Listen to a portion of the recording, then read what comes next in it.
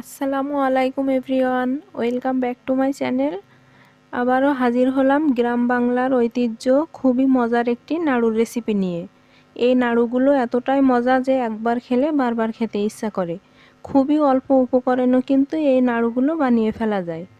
চাল ভাজার প্রসেস থেকে শুরু করে নাড়ু তৈরি করার A to Z সম্পূর্ণ রেসিপি আজকে আমি শেয়ার করছি। আশা করছি আপনাদের ভালো লাগবে।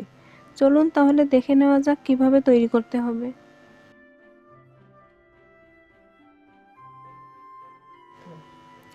প্রথমে আমি চালটা ভেজে নিব। তার জন্য আমি 1 কাপ চাল খুব ভালোভাবে ধুয়ে পরিষ্কার করে নিয়েছি। এখন চালগুলো একটা মিক্সিং বোলে নিয়ে নিচ্ছি। আমি এখানে সিদ্ধ চালটা নিয়েছি। চাল ভাজার জন্য সিদ্ধ চালটা ব্যবহার করলে কিন্তু খুব ভালো হয়। এরপর এর মধ্যে 1/4 চা চামচ লবণ দিয়ে দিলাম। লবণটা দিয়ে হাত দিয়ে খুব ভালোভাবে চালের সাথে লবণটা মিশিয়ে নিচ্ছি। আর লবণটা কিন্তু চালটা ধুয়ে নেওয়ার পর পানি থাকা অবস্থায় মাখাতে হবে, তাহলে লবণটা চালের গায়ে ভালোভাবে লেগে যাবে। লবণটা মাখানো হয়ে গেলে এখন এটা আধা ঘন্টা রেস্টে রেখে দিব। আধা ঘন্টা পর ফিরে এলাম। দেখুন চালটা কিন্তু পুরোপুরি শুকিয়ে ঝরঝরে হয়ে গেছে। এখন এগুলো ভাজতে চলে যাব। তার জন্য চুলায় একটা ফ্রাই প্যান বসিয়ে দিলাম। ফ্রাই প্যানটা হালকা গরম হয়ে গেলে এখন এর মধ্যে যে চালগুলো ভিজিয়ে রেখেছিলাম তার থেকে কিছুটা দিয়ে দিব। আমি 1 কাপ চাল 4 ভাগে করে ভেজে নিব। চালটা অল্প অল্প করে ভাজলেই কিন্তু চালটা ভালো মতো ভাজা হয়। আপনারা একবারে বেশি করে চাল দিয়ে ভাজতে যাবেন না, তাহলে কিন্তু চালটা ভালো ফুটবে না। এখন এই চালগুলো ভালোভাবে নেড়েচেড়ে ভেজে নিতে হবে। চালগুলো কিন্তু অনবরত নাড়তে হবে, তা না হলে পুড়ে যাবে। কিছুক্ষণ পর দেখবেন চালগুলো এরকম ফুটতে শুরু করবে। একটা ব্যাচ চাল ভাজতে কিন্তু আমার 5 থেকে 6 মিনিট সময় লাগছে। ভাজতে ভাজতে যখন দেখবেন চালগুলো হালকা গোল্ডেন ব্রাউন কালার হয়ে আসছে এবং খুব সুন্দর একটা ফ্লেভার আসছে, সাথে চালগুলো সুন্দর মতো ফুটেও গেছে, তখন বুঝবেন চালগুলো ভাজা হয়ে গেছে। ওই পর্যায়ে চুলা থেকে নামিয়ে নিতে হবে।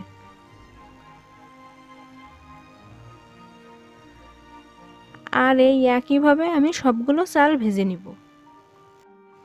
ব্যাস তৈরি হয়ে গেল কুড়মুড়ে চাল ভাজা। দেখেন দেখতে কতটা সুন্দর হয়েছে।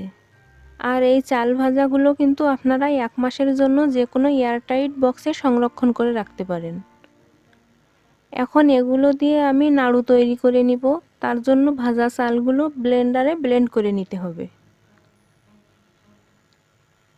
ভাজা চালগুলো ব্লেন্ড করা হয়ে গেছে। আর আমি এগুলোতে একটু দানা দানা ভাব রেখেছি, একবারে পুরো মিহি করে গুঁড়া করে নেইনি। এতে করে যখন আমি নাড়ুটা কামড় দিব খেতে কিন্তু খুবই ভালো লাগে। তো চলে যাচ্ছি নাড়ুটা তৈরি করার জন্য। তার জন্য চুলায় আবারও ফ্রাই প্যান বসিয়ে ওর মধ্যে 1 টেবিল চামচ ঘি দিয়ে দিলাম। ঘিটা হালকা গরম হয়ে গেলে এর মধ্যে 1/2 কাপ নারকেল কোড়া দিয়ে দিচ্ছি। সেই সাথে দিয়ে দিলাম 1/4 চা চামচ এলাচের গুঁড়া। এরপর নারকেলটা হালকা একটু ভেজে নিতে হবে। খুব বেশি সময় ভাজতে যাবেন না, তাহলে কিন্তু নারকেলের জুসি ভাবটা নষ্ট হয়ে যাবে। সামান্য 1 মিনিটের মতো ভেজে নিয়ে এখন এর মধ্যে 1 কাপ গুড় দিয়ে দিলাম।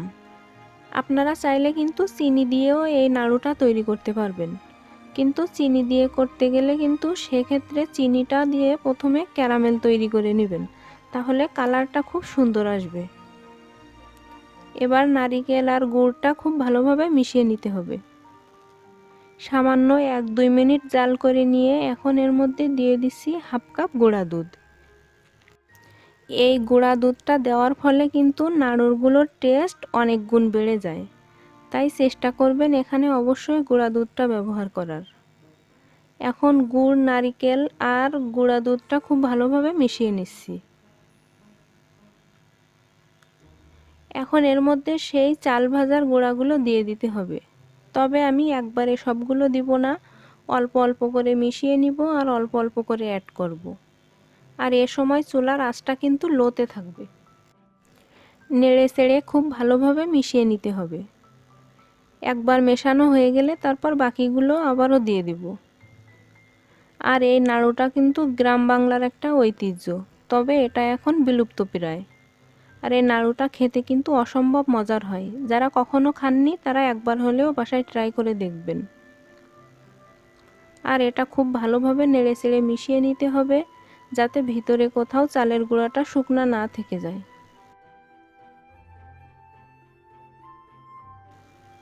খুব ভালোভাবে মেশানো হয়ে গেলে এখন এটা চুলা থেকে নামিয়ে নিতে হবে। এখন এগুলো গরম থাকা অবস্থায় নাড়ুর শেপ দিয়ে নিতে হবে। কোনোভাবে ঠান্ডা করে নাড়ুটা তৈরি করতে যাবেন না, তাহলে কিন্তু এগুলো ঝরঝরে হয়ে যাবে আর নাড়ুর শেপটা হবে না। তাই হালকা গরম থাকা অবস্থায়, অর্থাৎ আপনাদের হাতে যতটুকু গরম সহ্য করতে পারবেন সেই অবস্থায় নাড়ুটা তৈরি করতে হবে। আমি এখানে নাড়ুর শেপটা লম্বা করে দিচ্ছি, আপনারা কিন্তু লম্বা বা গোল যে কোনো শেপ দিয়ে তৈরি করে নিতে পারেন। আর এই একইভাবে আমি সবগুলো নাড়ু তৈরি করে নিব। এই যে দেখুন আমার সবগুলো নাড়ু বানানো হয়ে গেছে। আর আপনারা এই নাড়ুগুলো বানানোর পর কিন্তু ফ্রিজে রাখবেন না। যদি সংরক্ষণ করে রাখতে চান তাহলে কোনো এয়ারটাইট বক্সে করে রেখে দিতে পারেন। আশা করছি আমার আজকের রেসিপি আপনাদের কাছে ভালো লেগেছে। ভালো লাগলে অবশ্যই ভিডিওটিতে একটা লাইক দিবেন এবং কমেন্ট করে জানাবেন কেমন হয়েছে। আর আমার চ্যানেলে নতুন হয়ে থাকলে প্লিজ আমার চ্যানেলটাকে সাবস্ক্রাইব করে আমার পাশেই থাকবেন। আজকের মতো এখানেই বিদায় নিচ্ছি। আবারও চলে আসবো নতুন কোনো রেসিপি নিয়ে। সে পর্যন্ত সবাই ভালো থাকবেন, সুস্থ থাকবেন। আল্লাহ হাফেজ।